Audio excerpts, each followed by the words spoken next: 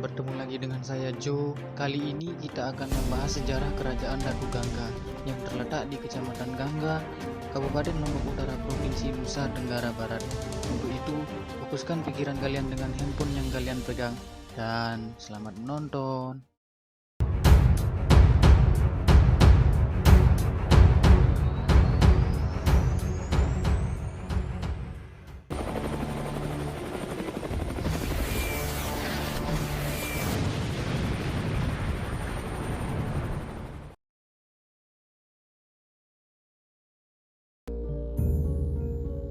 Kita awali dengan sejarah bahwasanya Gangga dulunya dikenal sebagai salah satu kerajaan di Pulau Lombok. Berbagai literatur sudah menyebutkan Lombok Utara menjadi salah satu pintu masuk penyebaran agama Islam di Pulau Lombok. Salah satu penyebaran agama Islam yang berasal dari Irak bernama Syekh Sayyid Abdurrahman Arabiyan. Sang Syekh kemudian mengubah namanya menjadi Aliyah Penagarangkling. Dia mendirikan Kedatuan Gangga, sekarang terletak di Dusun Kertara Harja, Desa Genggelam, Kecamatan Gangga. Berawal dari Syekh Sayyid Abdurrahman Arabiyan diutus secara tiba-tiba berdakwah ke Lombok.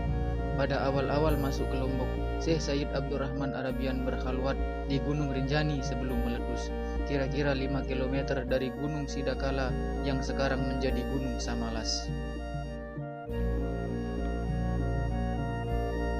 Dari berkhalwat itu, Syekh Abdurrahman Arabiyan tersebut mendapatkan petunjuk untuk membuat sistem pemerintahan kedatuan. Dari petunjuk itulah kemudian langsung mendirikan Kedatuan Gangga sekitar abad ke-7. Syekh Sayyidlah yang menjadi datu pertama yang kemudian mengubah namanya menjadi Aliyah Penagarangkling. Kedatuan Gangga pernah ada kunjungan dari Raja Dinasti Tang, sebuah kerajaan asal Tiongkok yang menggantikan dinasti Siu.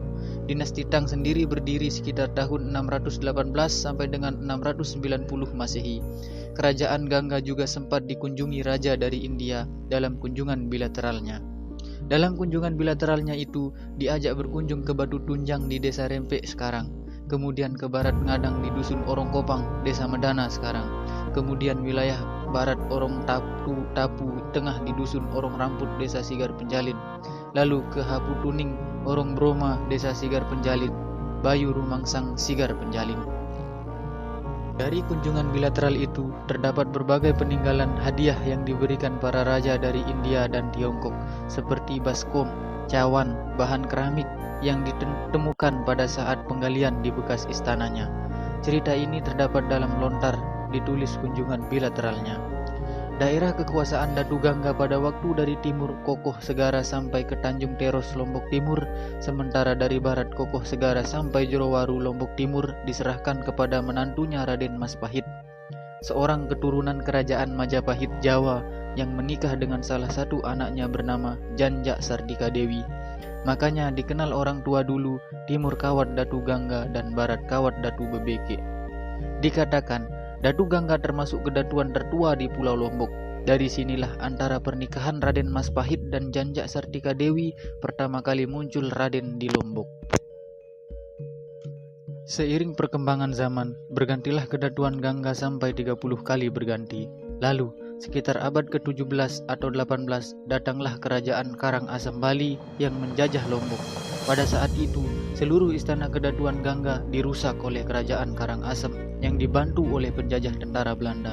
Karena Kedatuan Gangga yang diincar sebab terkuat yang bisa mengendalikan Kedatuan Bayan, Kedatuan Selaparang. Namun, dikala itu Kedatuan Gangga lebih memilih menghindar daripada melawan pasukan Kerajaan Karangasem dan Belanda.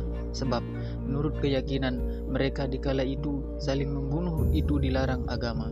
Untuk ingin mempertahankan harta dan tahta tersebut, untuk menghindar dari itu, mereka memilih menghilangkan diri dengan memberikan batas secara gaib, sehingga sekarang tempat mereka disebut Kampung Besari, yaitu kampung orang-orang yang sabar.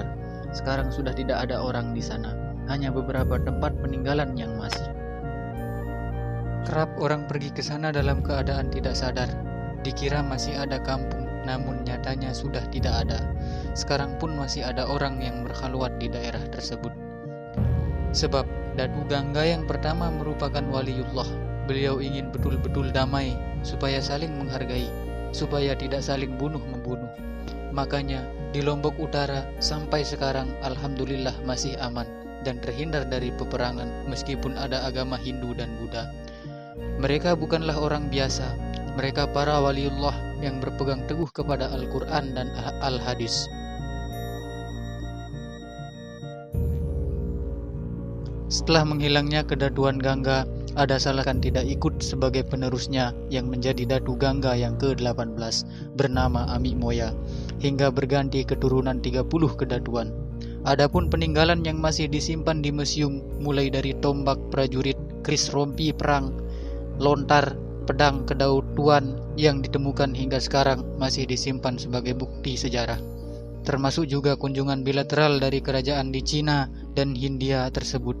Pelestarian peninggalan ini akan menjadi sejarah dan menjadi pembelajaran bersama bagi generasi sekarang.